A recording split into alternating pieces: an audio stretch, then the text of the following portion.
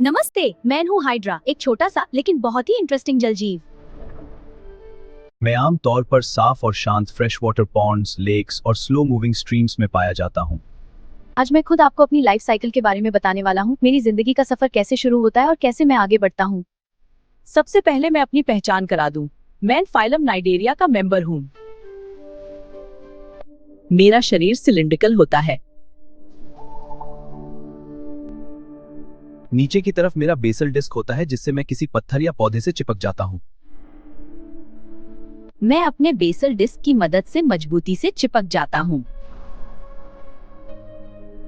ऊपर की तरफ मेरा माउथ होता है जिसे हाइपोस्टोम कहा जाता है। मेरे माउथ के इर्द गिर्द कई टेंटिकल्स होते हैं। इन टेंटिकल्स में छोटे छोटे नेमेटोसिस्ट्स होते हैं। उन्हीं नेमेटोसिस्ट्स की मदद से मैं अपना शिकार पकड़ता हूँ। मैं जनरली पॉलिप फॉर्म में ही रहता हूँ। मेरे जीवन में कोई मेडुसा स्टेज नहीं होती। जैसे कि जेलीफिश में होती है।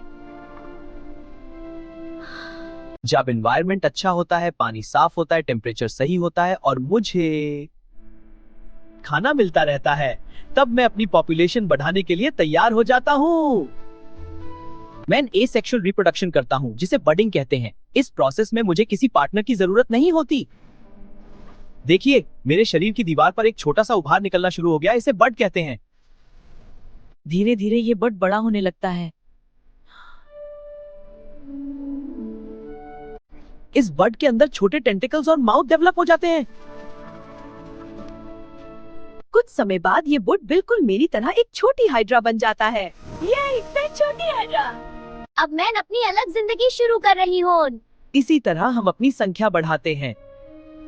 इस तरह मैं तेजी से अपनी संख्या बढ़ा सकता हूँ बिना किसी पार्टनर के। ये थी मेरी सबसे कॉमन लाइफ साइकिल। मैं छोटा हूँ लेकिन मेरी कहानी बहुत इंटरेस्टिंग। लेकिन मेरी जिंदगी हमेशा इतनी आसान नहीं होती। कभी कभी एनवायरनमेंट खराब हो जाता है, जैसे टेम्परेचर कम हो जाना या खाने की कमी हो जाना। ऐसे मुश्किल समय में मैं सेक्सुअल रिप्रोडक्शन करता हूँ। मेरे शरीर पर दो प्रकार के रिप्रोडक्टिव ऑर्गन्स बनते हैं। टेस्टिस जो स्पर्म बनाता है, ओवरी जो एग बनाता है। मैं जनरली हर्माफ्रोडाइट हूँ, मतलब मेरे अंदर दोनों ऑर्गन्स हो सकते हैं, लेकिन कभी कभी अलग अलग इंडिविजुअल्स में भी मिलते हैं। टेस्टिस से स्पर्म निकालकर पानी में छोड़ दिया जाता है। ये स्पर्म किसी दूसरी हाइड्रा के ओवरी तक पहुंचता है और एग को फर्टिलाइज करता है। फर्टिलाइजेशन के बाद एक जाइगोट बनता है। ये जाइगोट एक थिक प्रोटेक्टिव कवरिंग बना लेता है जिसे हम सिस्ट कह सकते हैं। ये कवरिंग उसे ठंड और बुरे एनवायरनमेंट से बचाती है। जब एनवायरनमेंट फिर से ठीक हो जाता है, जैसे गर्मी आ जाती है और पानी में सुधार हो जाता है, तब वो जाइगोट डेवलप होने लगता है। जाइगोट से एक छोटी सी हाइड्रा निकलती है।